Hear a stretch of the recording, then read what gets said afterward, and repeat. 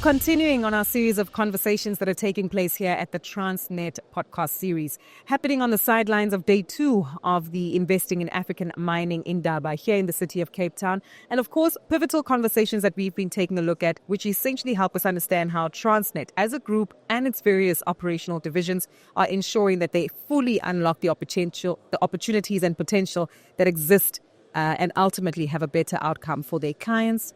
Not only that, but for the South African economy too.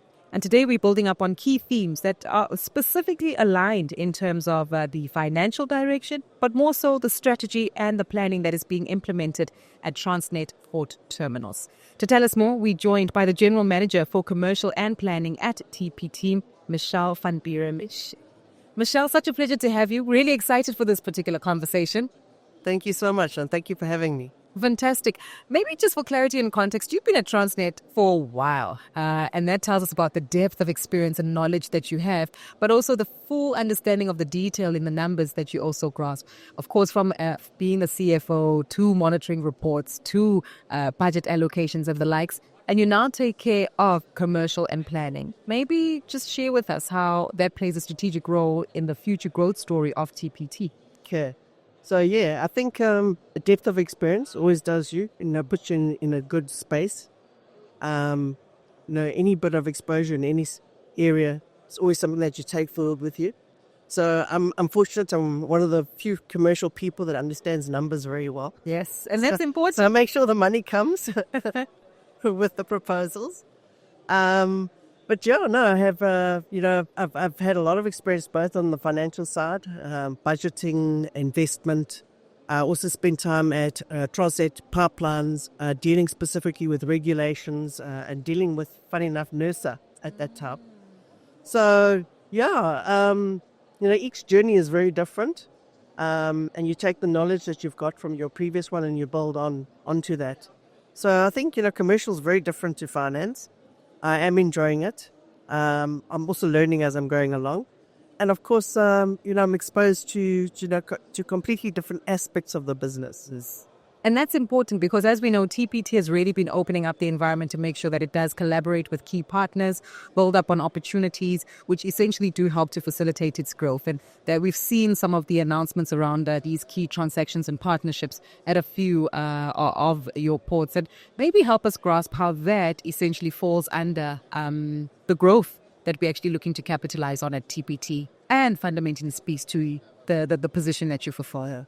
So I think TPT and Transnet's approach has changed fundamentally in the sense that it's become a lot more transparent and open.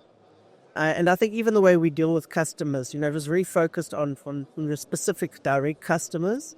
Now we look at stakeholders. So even our customers. Previously you wouldn't, like for instance in the container industry, you'd look just at your shipping lines. Now you deal with the Mr. Prices, you deal with the Durban Chamber of Commerce, you deal with the trucking industry. And it's so important to look at the length and breadth, of the industry to see how we can play a role in facilitating and improving growth within this economy. Transnet plays a pivotal role like Eskom. Now, without Transnet and Eskom, there is no South Africa. So when we don't perform, we have a significant effect on everybody. I remember 2 years ago, fortunately it didn't happen this year, but 2 years ago, people were angry with us because they weren't getting their Black Friday deals because everything was sitting in the ocean. Exactly. This year, that didn't happen. And we're very happy about that. So what we do has a direct impact on everybody. And I think we've come from a very, very difficult space.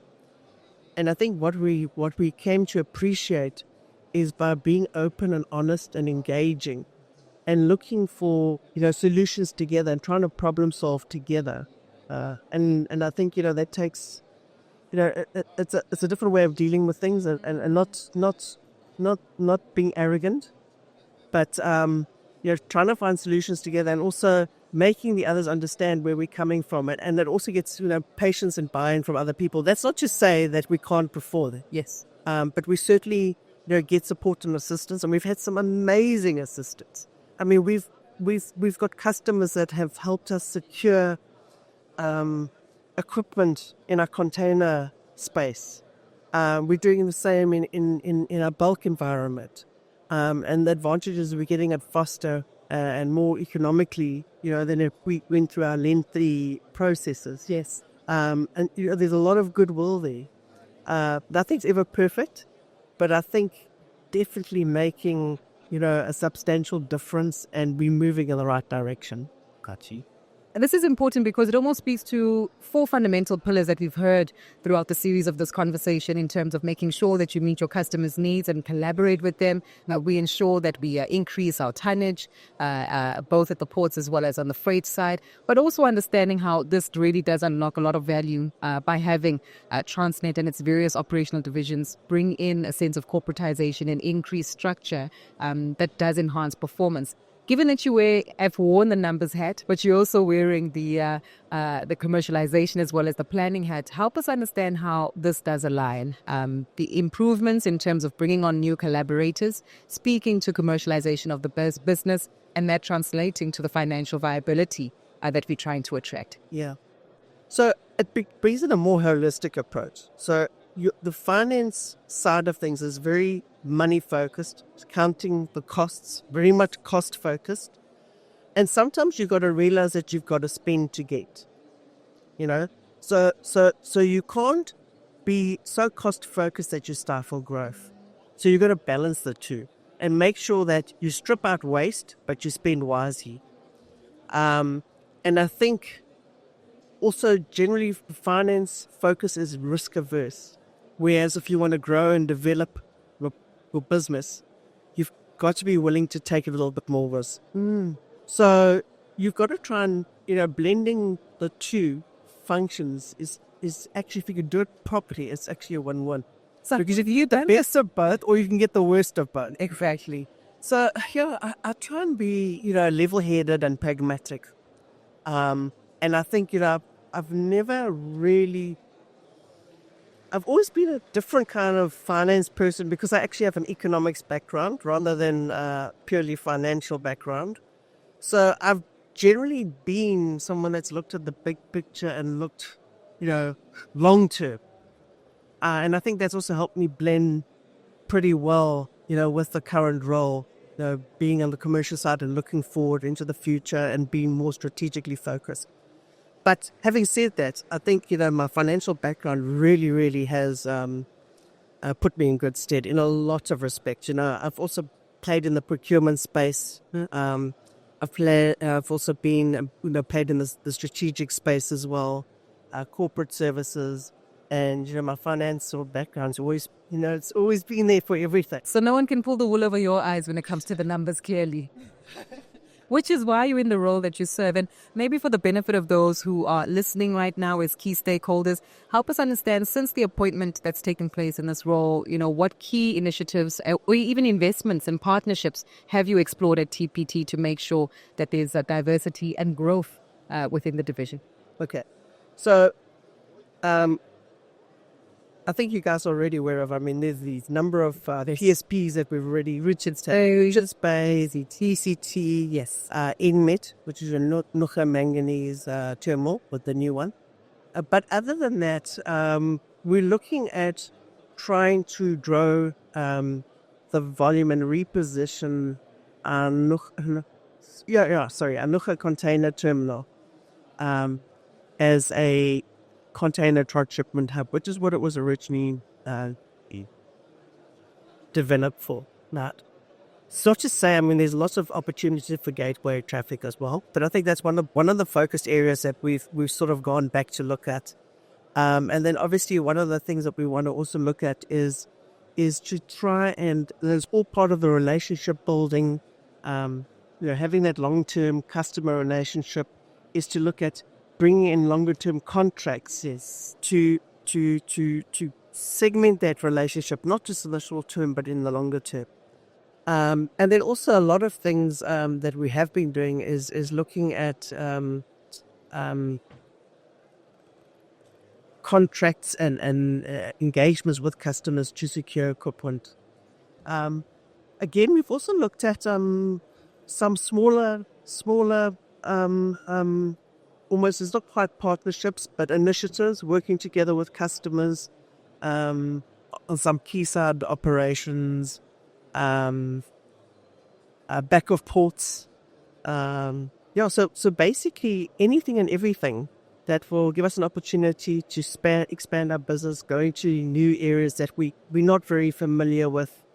But we've also realized that we need to grow and diversify. Yes. And that's the only way you're going to play a role in the future. And also, we have ambitions of moving beyond South Africa. And if you're going to do that, you need to be able to play in those other spaces as well. Exactly. And, so we are trying to harness our skills to do just that. Exactly. And that speaks to the planning, which falls under your portfolio. You mentioned equipment, and perhaps I have a threefold question that I'd like to expand on it here. We've got many customers and potential clients who are listening to this conversation and will view this here at the Mining Indaba. And I'm keen to understand on the equipment, maybe you could give us some insight as to how this fast tracks the delivery for your customers, proves to be a lot more efficient in terms of the running of operations, but also speaks to scalability in terms of the expansions that we'd like to explore at TPT. Okay. So in terms of equipment, one of our biggest challenges has been shortage of equipment, right? And there's been a lot of catching up that we've needed to do in terms of replenishing the equipment in our container sector as well as our bulk, specifically our iron ore, our manganese bulk, and Port Elizabeth, as well as Richards Bay, and even the break bulk terminals to some extent. Now, one way of doing it is being to partner with customers to some extent, and bring in equipment. We've brought in callers and trailers at DCT. We've brought in some reach stackers. We've also looked at bringing in probably potentially some other equipment across the various container terminals. But over and above that, what we've also done, which is fairly new and is still fairly early, is long-term OEM, which is original equipment manufacturer contracts. And those long-term contracts, I think, are about 10-year contracts. And the whole thought process behind that is to have these long-term contracts established so that you can access replenishment of equipment very quickly. The idea is to partner with these OEMs who are specialists in their field so that you can be kept up to date with the latest technology, to be able to get that equipment fairly quickly and price competitively. And also to be able to get your spares very quickly. One of the biggest problems we've had, and we've experienced it at DCT, we've experienced it at a number of our terminals, is to get the spares. If you can't get the spares, you can't operate. Nothing worse. So, those are all the things that we're trying to get out of these long-term OEM contracts. Now, the sheer size of these things has been enormous. And so I think, one of our learnings has been that, because we went into like 4 or 5 straight away, big bang. But you need to be able to manage these things properly. They need proper contract management. So I think, as I said, it's still early days, and we've just done it. There has been learnings along the way, and I think we just need to bed it down properly. And I have no doubt we are going to get the benefits out of these contracts, which will facilitate the growth in the business. Remember, if you can't operate, if you don't have your equipment, you can't move products. If you can't move product, you have unhappy customers. We have the South African economy that can't get its equipment. I mean, not its equipment. They can't get its product. They can't get their product. You have your farmers that can't export their grapes and their fruits. And, you basically kill the South African industry. So it's so important for us to have this equipment. 100%. You got to have your equipment and you got to have your people. And we're working on both. And I think we've made a lot of inroads into that. But the problem is it does take time. Even when you get new equipment, and that's what I was explaining to my colleagues yesterday. Get a brand new crane, as an example. You've got to commission it. Mm-hmm. Well, people need to know how to use it because now this is new crane, new technology. So that takes time, right? If you get a whole lot of your equipment, you've got to resource, you've got to bring in a new gang to run those additional cranes. You bring them in, they're brand new. So they need time to become efficient, effective people on those cranes. So they're not going to be breaking records in the first couple of months. 100%. To become seasoned workers. These are all the things that people need to take into consideration, which we don't necessarily communicate properly. People don't understand that. Yeah. They think, the crane's there. Why aren't we seeing the results straight away? Exactly. So, these are all of the things that I think, part of these engagements and these discussions are, it's very important to get this up. But we are starting to get the equipment, we're getting the people, the training is happening. I do believe we are turning the corner. I think things will be getting better. But it's not overnight. Got you. And I'm glad that you mentioned that because it does help to manage expectations, right? As you say, because we do want to see things move. And the truth is, through the series of podcasts and even the conversations we've been having here at the Mining Indaba, there's a heightened level of optimism regarding TPT specifically and Transnet Fair Trade Lane, the group overall, because there's been progress over the last 2 years in terms of the policy shifts, the strategy direction, and even the implementation from an operational level of the growth and shift that has been seen at Transnet. To close off with, as you can tell, there's a number of people who are listening, various stakeholders, various clients. We're at the Mining Indaba. You probably get a lot of questions as well to say, what's happening at the port? What's your key takeaway around the camaraderie and partnership that's required from the key stakeholders of TP2? So I've been in awe about, when it comes to just seeing the goodwill I've seen everywhere. Okay? It's goodwill internally. I think the people really, really want to make positive difference to South Africa.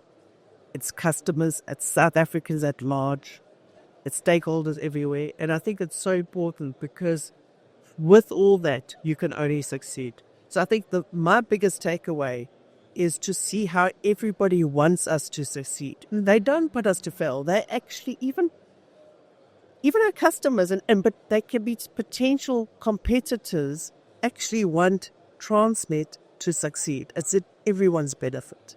And I think that was one of the most astounding things I realized, working and being exposed to stakeholders across the board and realizing that is, that South Africa is actually behind you. And that's important.